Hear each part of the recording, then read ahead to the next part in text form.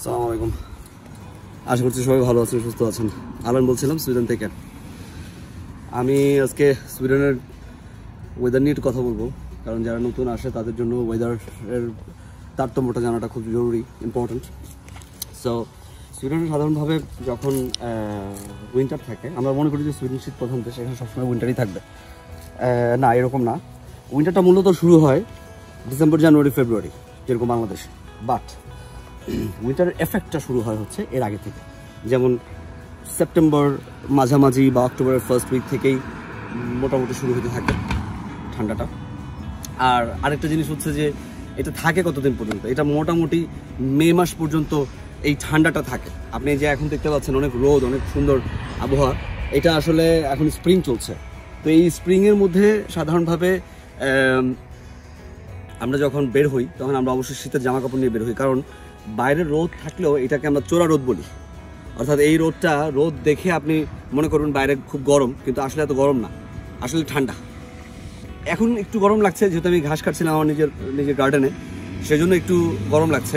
But যখন আপনি এমনিতে বের হবেন, আপনি আইডল বের হবেন, যখন কোনো কাজ থাকবে না, তখন আপনার ঠান্ডা লাগবে। কিছুক্ষণ বাইরে থাকলে আপনি ঠান্ডা অনুভব করবেন। ডিপেন্ড করে কত ডিগ্রি সেলসিয়াস টেম্পারেচার কখন আছে। সাধারণভাবে 15 ডিগ্রির উপরে যখন থাকে তখন আমরা শীতের জামা কাপড় খুব একটা নেই, কিন্তু 15 ডিগ্রি বা 10 ডিগ্রির নিচে থাকলে আমরা অবশ্যই শীতের জামা কাপড় নেওয়ার চেষ্টা করি, কারণ এটা খুব ইম্পর্টেন্ট। আপনি বাইরে গেলে যখন দেখবেন যে হাতে গ্লাভস নেই, আপনি সাইকেল চালাচ্ছেন বা আপনি বাসে আছেন বা আপনি পাবলিক ট্রান্সপোর্টে চড়ার জন্য হেঁটে যাচ্ছেন বাস পর্যন্ত, তখন দেখবেন যে আপনার ঠান্ডা লাগবে অনেক। এই জন্য যারা নতুন আসবে, অগাস্ট মাসে আসবে বা সেপ্টেম্বরে ক্লাস ধরার জন্য আসবে, আপনি দেখতেছেন বাইরের রোদ, অনেক সুন্দর আবহাওয়া, কিন্তু আপনি যখন বাইরে বের হচ্ছেন শীতের কাপড় ছাড়া, তখন কিন্তু আপনার প্রবলেম হবে। আপনি শীত লাগবে, আপনার অনেক ঠান্ডা লাগবে। তো এটা হচ্ছে ঠান্ডার একটা সংজ্ঞা এখানে সুইডেনে। বাট তাহলে গরমটা কখন হয়? গরমটা সাধারণভাবে যদি আমরা লাকি থাকি তাহলে মার্চ মাসের লাস্টের দিক থেকে শুরু হয়। যদি লাকি না থাকি তাহলে এপ্রিলের মাঝামাঝি থেকে গরমটা আস্তে আস্তে শুরু হয়। সামার একটা ফিল আসতে থাকে, যদি ওটা স্প্রিং। আমরা জানি যে ঠান্ডা হবে বাইরে, বাতাস হবে বাইরে। যদি এটা কোস্টাল এরিয়ার পাশাপাশি হয় তাহলে অনেক বাতাস হবে। আর যদি কোস্টাল এরিয়ার পাশে না হয়, যেমন এরকম আমার বাড়িতে যেরকম আবহাওয়া, এরকম যদি হয় তাহলে এখানে কোনো বাতাস নেই। আপনি দেখতে পাচ্ছেন কোনো বাতাস নেই, আপনি বাতাস শুনতেও পাচ্ছেন না ভিডিওতে। তো এইটা একটা ব্যাপার। আর জিনিস হচ্ছে যে এই যে আমি এখানে মেইন হচ্ছে যখনই সান হয় তখনই বাচ্চারা বাইরে বের হয়, সবাই বাইরে বের হয়, গ্রিল করে। আমার নেইবাররা দেখতেছেন সবাই ওই যে ওইদিকে গ্রিল করতেছে ওনারা। তারপরে প্রত্যেকেই বাইরে বের হয়ে যায়, যেমন আমি আমার বাচ্চা কাচ্চা নিয়ে বের হয়ে গেছি। তারপরে আমরা ঘাস কাটি, আমরা অ্যারেঞ্জমেন্ট করা শুরু করি সামারের। ইটস লাইক এ ফেস্টিভ্যাল এখানে। তাহলে সামারটা কোন সময়? স্প্রিং হচ্ছে মার্চ, এপ্রিল, মে, আর সামার হচ্ছে জুন, জুলাই, অগাস্ট। যদি লাকি থাকি তাহলে জুন এবং অগাস্টেও গরম থাকে। সাধারণভাবে জুলাইতে আমরা গরমটা এক্সপেক্ট করি, অর্থাৎ গরম বলতে আমরা 25 থেকে 30 ডিগ্রি সেলসিয়াস টেম্পারেচারটা এক্সপেক্ট করি।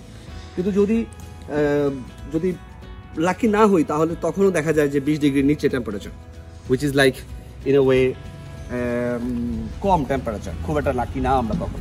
কিন্তু যখন অনেক ভালো টেম্পারেচার হয় তখন বাইরেই সুন্দর করে তাঁবু টানানো হয়। আমার গার্ডেনটা এখানে দেখতে পাচ্ছেন, আমার পুরো গার্ডেনটা মিলে এখানে প্রায় বাংলাদেশিতে প্রায় 1 বিঘার মতো জমিতে আমার বাড়ি, এবং অলমোস্ট 1 বিঘা। এবং আমার চারপাশের যেই নেইবাররা আছে তাদের বাড়িও কাইন্ড অফ সিমিলার, এবং এটা পুরোপুরিভাবেই হাউস এরিয়া, সবার হাউসই আছে এখানে। তো এখানে যখন ফেস্টিভ্যাল হয় তখন সবাই বাইরেই কাটায়, সারাক্ষণ বাইরে কাটায়, এবং তারা বাইরে থাকতে বেশি পছন্দ করেন, কারণ সানটা খুব ইম্পর্টেন্ট। কারণ আমরা সান পাই না একটা সময় পর্যন্ত, অক্টোবর থেকে আরম্ভ করে একদম এপ্রিল পর্যন্ত কিন্তু আমরা সান পাই না। তো এই জন্য অক্টোবর, নভেম্বর, ডিসেম্বর, জানুয়ারি, ফেব্রুয়ারি, মার্চ, এপ্রিল, 7 মাস। এই 7 মাস আপনাকে ধরে রাখতে হবে যে আপনি ঠান্ডার মধ্যেই থাকবেন। কিন্তু বরফ ঠান্ডা না। বরফটা কখন পড়বে? বরফটা পড়বে হচ্ছে হয় ডিসেম্বর থেকে শুরু হবে, নতুবা জানুয়ারি, ফেব্রুয়ারি মাস্ট বরফ পড়বে। এই দুটার সময় বরফ পড়বে। যদি আপনি বেশি নর্থের দিকে হন তাহলে মার্চ পর্যন্ত, এপ্রিলের ফার্স্ট উইক পর্যন্ত অনেক জায়গায় নর্থের দিকে বরফ পড়ে। কিন্তু যেহেতু আমি একটু গথেনবার্গের কাছাকাছি আছি, তো এখানে এই বছর বরফ পড়ে নাই এখনো পর্যন্ত, কিন্তু ফেব্রুয়ারিতে শেষ হয়ে গেছে। বাট দেখা যাচ্ছে যে অনেকে দেখা যাচ্ছে যে যারা নর্থে থাকে তাদের এক্সপিরিয়েন্সটা শীতের ক্ষেত্রে একটু ডিফারেন্ট হতেও পারে। এই হচ্ছে মোটামুটি সুইডেনের আবহাওয়া নিয়ে একটু কথা বললাম, ওয়েদার নিয়ে কথা বললাম। এবং আমার কাছে মনে হয় যে সুইডেনের ওয়েদার এটা খুব ইম্পর্ট্যান্ট, কারণ আপনার খাবারের টেস্ট থেকে শুরু করে আপনার লেখাপড়া, আপনার মন ভালো মন খারাপ, এগুলো সব কিছু ডিপেন্ড করবে ওয়েদারের উপর। ওয়েদার ভালো না থাকলে আপনারও মেজ লাগবে শরীর, আপনি ওয়ার্কআউট করতে হবে, ট্রেনিং করতে হবে, না হলে আপনার ভিটামিন ডি খেতে হবে, যেটা আপনি পাচ্ছেন না, সূর্য পাচ্ছেন না।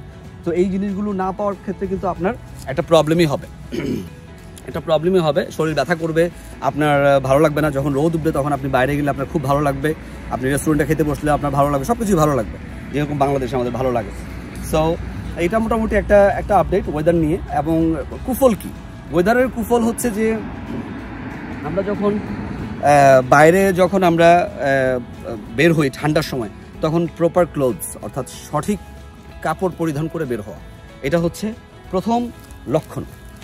এই লক্ষণটা আপনাকে, এই যে আমার বাচ্চা গার্ডেনের মধ্যে গড়াগড়ি করতেছে, খেলা করতেছে, ভালো লাগতেছে রোদের মধ্যে। It's actually very fine, very nice.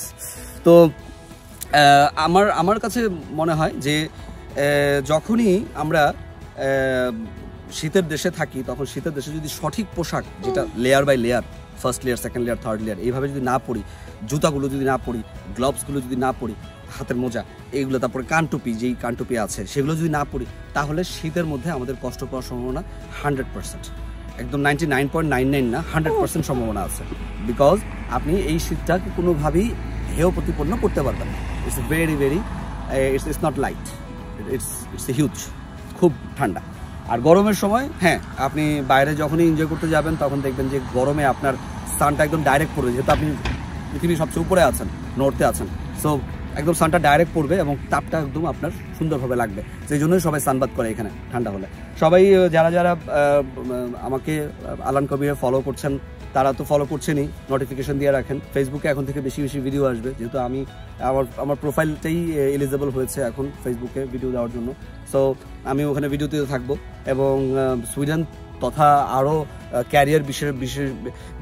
ক্যারিয়ারের বিভিন্ন বিষয় নিয়ে কথা বলতে থাকবো ভ্যালিড পয়েন্টসে এবং আমার নিজস্ব প্রোফাইলে। সবাই আমাকে ফলো এবং লাইক করে, সাবস্ক্রাইব করে আমার সাথেই থাকুন। সবাই অনেক ভালো থাকবেন, সুস্থ থাকবেন। আসসালামু আলাইকুম, আল্লাহ হাফিজ।